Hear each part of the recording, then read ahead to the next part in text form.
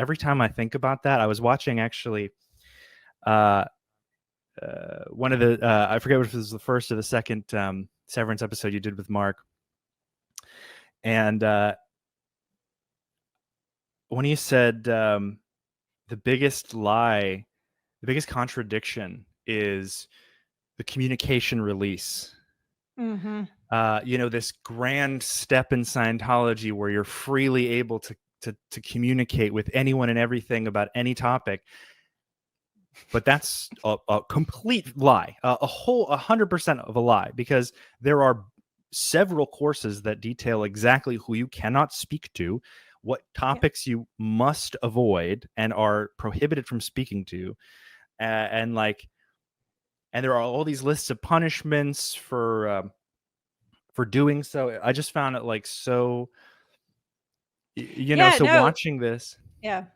Yeah, no, Yeah, it's a so really good watching point. this. You reminded me of the "Can We Ever Be Friends" lecture, which of course, that's Hubbard, that's a whole talk about exactly what you're saying. Like if you want to maintain outside relations, it all has to be carefully structured so as to not freely communicate.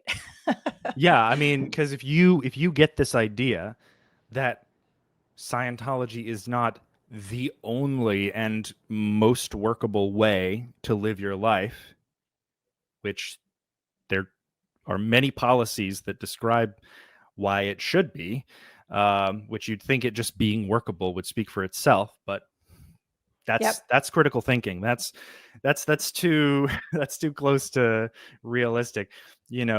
God forbid you have an inkling that life outside of Scientology is possible, because Right. that alone is like suppressive, because Right. somehow you're inhibiting someone from if even in the PTSSP course, where this is like the tome of how to handle the suppressives, the SPs. It highlights that preventing a person from receiving or delivering standard Scientology is a suppressive act. That also applies to you. That also applies to you delivering or receiving Scientology. So, you committed this suppressive act against Scientology by removing yourself. It's just like this total, they have so entitled to everything and everyone around them.